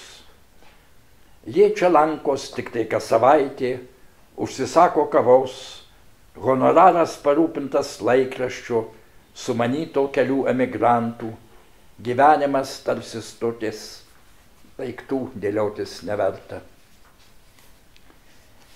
Tiltą pereina vyras, sunkiai kyla statoka gatve, tariant jos žodžiais, grindinys kaip šachmatų lenta, juodi ir balti kvadratai, nežinia, kas yra žaidėjas. Kosulys išvargino, bet tramvajus atėjo laiku. Aukštas liemuo, nepagaunamos akys, rūbai tvarkingi kaip dera doram valdininkui, jau padaręs visą, kas svarbiausia, jau patyręs vienintelę trumpą Milenos glamonę, jau ne kartą miręs. Nusprendęs sudeginti savo raštus, nes jie nesuteikia vilties. Tas jo troškimas nebus išklausytas. Jie perskaitys jo knygas tik tada, kai jos išsipildys. Atsiprašo, praeina pro moters staliuką, užsisako vyno bokalą, kelneris siūlo dienraštį, vyras numoja ranka, stebi tik tai debesies siluetą, nežiūri į pakirptas garbanas, o ji užsiėmusi ginčų su dukteria. Gal ir anksčiau jie prasilenkdavo gatvėj. Jo kalba iš didžiųjų raidžių, jos iš riksmo ir šnabždesio. Jie abu šiam mieste tiksliausiai mato pasaulį ir už tai sumokės. jo gerklę užgniauš kartėlis, jos gerklę kilpa. Ant konclagerio narų mirs Milena, užmiršus kaip jo galva lėtė į petį, o kavą gurkšnojančios dukros tėvui kulka Rusija suskaldys pakaušį. Bet šachmatų žaidėjas bus maloningas ir neduos to sulaukti. Jis pakyla ir eina laukan, automatiškai nusišypsojęs, aplenkęs staliuką, žvelgia į arkos, parabolę veidrodį, baltą gipso pilestrą. Jie regi tik tai šešėlį ties durim, baigia savąją kavą, sako dukrai, kągi, jau laikas. Norėčiau, kad jie pamatytų kits kitą, pasikalbėtų, susiliestų delnais, lyg tai būtų ką nors pakeitę. Na, mat toks eilėraštis. Kaip matote, kas man rūpi kartais eilėraščiuose, tragizmo momentas. Ir man rodos, kad tuose, kuriuos aš šiandien perskaičiu, jo yra. Ir yra ne taip mažai. Nu kągi, tai viskas turbūt šiai dienai. Taip, vienas klausimas. Taip. Aš dėl apie tą poeziją. Esu skaičius jūsų eilėraščių, niekada nepagalvojau, kai dabar jūs pats skaitėte, tai pagalvojau, jūs toks homeriškas. Koks? Homeriškas. Homeriškas? Tokie epiški jūsų, tie pasakojimai, tiesiog tos gyvenimo istorijos ir na, kaip esam pripratę prie to lietuvių tokio jausmingumo, žinot, tais jausmais taškomės, o jūs pasakojat istoriją. Ir kaip Homeras yra griežta forma, ar ne, tas... Ne visada. Ne visada, bet jums, kaip suprantu, irgi griežta forma, tas ritmas yra... Nu, ritmas taip, ritmas, be ritmo poezijos nėra, prozos irgi nėra, bet prozai ritmas truputį kitoks. Reiškia, dėl Homero, nu, nebūtinai Homeras, čia yra ir kiti, ir Euripidas, ir kiti, ir Vergilijus, ir kiti. Bet, reiškia, pasakoti istorijas aš pradėjau senatvėje. Jaunystėje buvo lyriški eilėraščiai, kur nesuprasi net faktiškai, kaip reikia apie ką eina kalba. Aš kelis tokius perskaičiau. Bet jie irgi turi tą tragizmo asulį, bet kitaip. Ne iš pasakojamos istorijos jis išplaukia, bet iš žodžių, taip sakant, sustatymo. Dabar dėl jausmingumo. Pas mus mėgstami jausmingi eilėraščiai. Kodėl mėgsta Salomėją Nėrį? Dėl to, kad jie jausminga. Kodėl mėgsta Marcinkevičių? Nes jis jausmingas. Ašara Dievo akį, nu kurgi, kur jau jausmingiau. Kodėl mėgsta Vaičiūnaitę? Jinai jausminga. Mano manymu, skaitytojas turi pajusti tą jausmingumą savyje, o pačiame tekste jo neturi būti. Bet jeigu tekstas jis sužadina, tai jau gerai. Ir aš turiu pasakyti, stengiuosi jį sužadinti. Tai va tiek turbūt. Dar aš taip. Nesnaudojamės progą, nes taip. Gal pirmą ir paskutinį kartą susitinkam. Tai yra tas Rilkės laiškas jaunajam poetui, kai jisai atsiunčia eilėraščius ir klausia autoriteto, ar jis vertas kaip poetas kažko, ir ten yra tas laiškas. Pavyzdžiui, dabar tokį dvigubą klausimą. Ar jūs, kai buvote jaunas, pradedantis poetas, aš nesakysiu, kai vaikystėje, kai ten pradėjo trimuoti tos, kaip sakėte, eilėraštukus, bet jau toks su didesnė pretenzija, ar buvo kažkokie autoritetai, kurių nuomonė jums buvo svarbi, kažkoks tas vertinimas ir kokia ta jūsų patirtis? Nu, matote... Aš atsiprašau, iš karto užduosiu antrą dalį to klausimą. O ar yra jūs kreipiasi kokie jaunieji poetai ir ar turite tos patirties, to vertintojo patirties jau to jaunojo, kuris yra netobulas, labai jausmingas dažniausiai? Suprantu. Matote, kas man buvo autoritetai. Aš augau rašytojų terpėje. Aplinkui buvo rašytojai, netgi šeimoje buvo Antanas Venclova ir Petras Cvirka.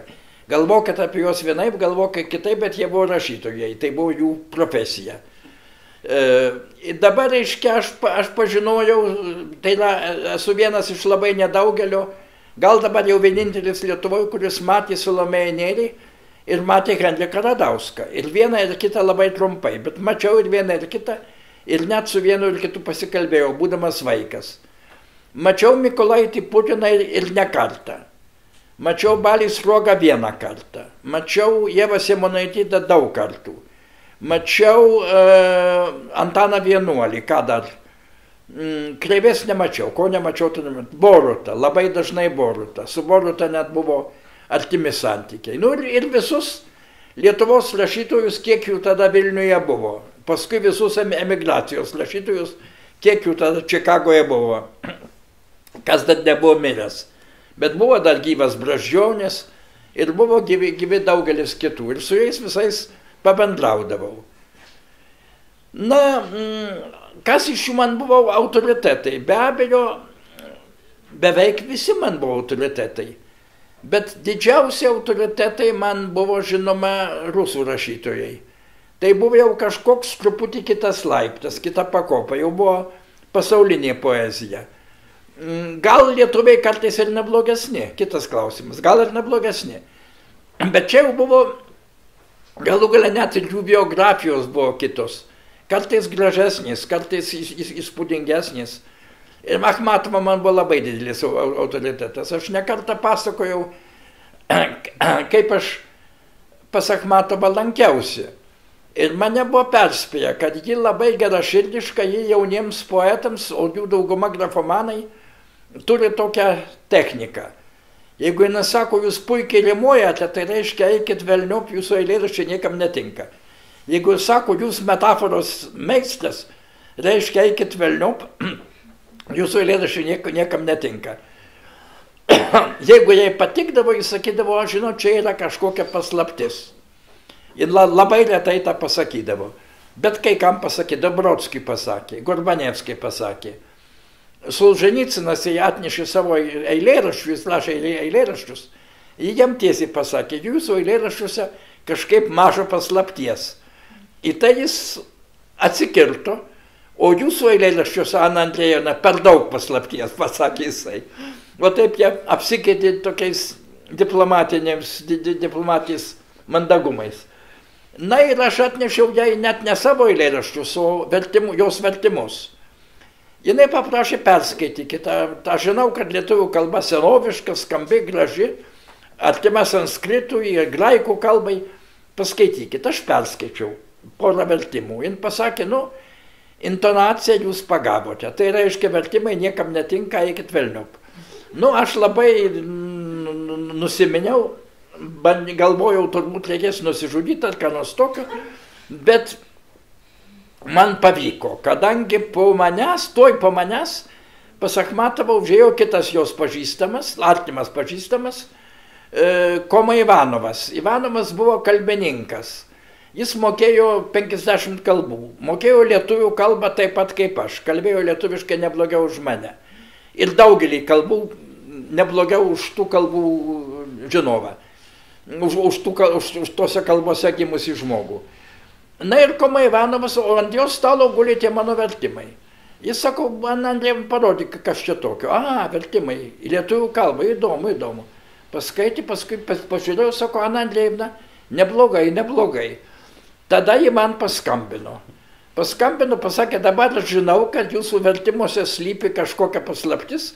Galite užeiti, galime kalbėtis ir, taip sakant, bendrauti. Ir aš pas ją gana dažnai lankydavausi.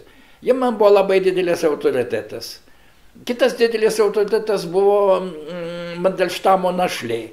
Jinai pati nebuvo poetė, buvo prozininkė, parašė nuostabius atsiminimus, nepaprastai vertingus, be jokios skaitimosi su cenzūra. Parašė viską, ką jie galvojo apie sovietų valdžią, nebijodami nieko, ir nieko jai neatsitiko. Pas mus visi dabar kitaip negalima. Jinai parodė, ir Achmatova parodė, kad galima ir kitaip. Ir man labai irgi rūpėjo, kad reikia parodyti, kad galima ir kitaip. Tai štai šitie mano buvo autoritetai. Dabar, ar pas mane, taip aš gaudavau iš jaunų poetų, dažniausiai dėja tai būdavo grafomanija. Ne tik poetų, gaudavau ir prozos, gaudavau ir dramų.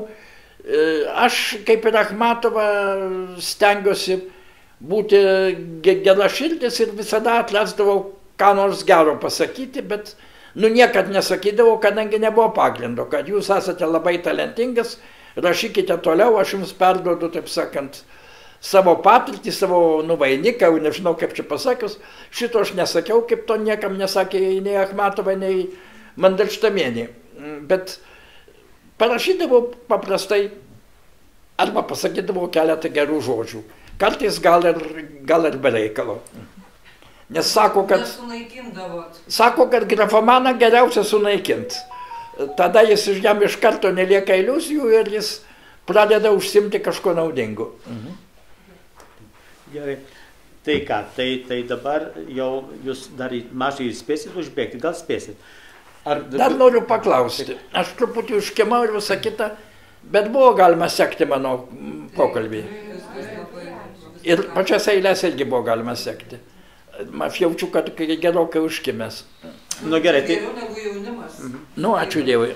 Gerai, tai truputį paplokime. Ačiū. Dabar kas turite knygą autografų vėliau, bet pirmą nuotrauką padarome. Dabar žiūrėk, kaip čia logistiškai geriau padaryti. Gal, kad visi atsistotų, o poetą pasodinį į priekį. Arba čia, kaip